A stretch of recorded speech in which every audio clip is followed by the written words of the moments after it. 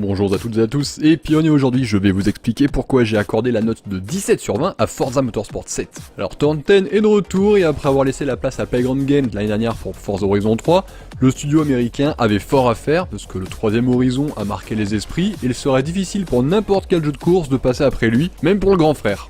Rassurons tout de suite les joueurs qui s'inquiétaient de savoir si la version Xbox One du jeu n'avait pas été oubliée par les développeurs au profit de la version Xbox One X. Rassurez-vous, il n'en est rien. Comme l'on pouvait s'y attendre, en 1080p et 60 fps, Forza 7 est au moins aussi beau que son grand frère. Il hérite toutefois des dernières avancées technologiques dont avait largement profité Forza Horizon 3, ce qui lui permet d'accueillir une véritable météo dynamique et un cycle jour-nuit plutôt convaincant. Si les changements sont parfois un peu trop mécaniques, on apprécie forcément l'impact que ça a sur les courses et surtout sur la partie visuelle du jeu. En cas d'orage, la foudre illumine les décors, les nuages jusqu'aux routes et fait montre de la belle maîtrise technique des développeurs de Turn 10 qui maîtrisent à la perfection la console de Microsoft.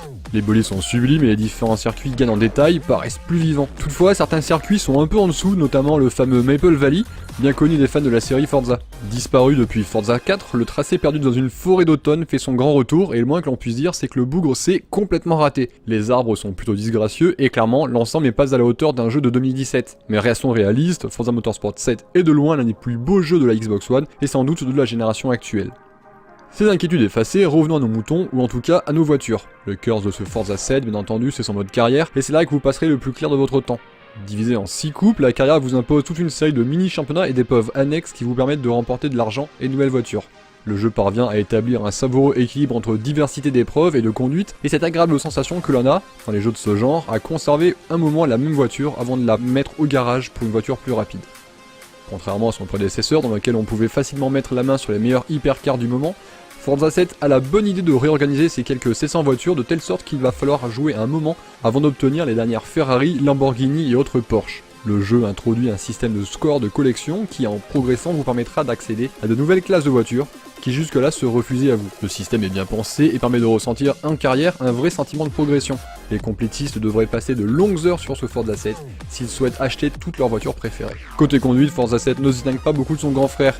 Il s'agit toujours d'une simulation grand public, exigeante par endroits et plus généreuse ailleurs. Le jeu permet toujours de jouer avec les différentes aides à la conduite, mais comme toujours, c'est lorsque vous désactivez toutes les aides que le jeu révèle toute sa saveur. Freinage, changement de direction, accélération, le jeu réclame tout de même une certaine finesse et une bonne connaissance des règles élémentaires de la conduite sportive, ce dont on lui sait gré. Cette année, Forza 7 n'oublie pas non plus les amateurs de jeux au volant en proposant plus d'options et des sensations plus agréables qu'autrefois, notamment grâce à l'ajout d'une nouvelle caméra plus proche du pare-brise et idéale pour les utilisateurs de volant. On pourra toutefois reprocher à Forza 7 quelques bugs idiots et surtout un mode multijoueur online qui se contente de faire le job là où il pourrait faire tellement mieux.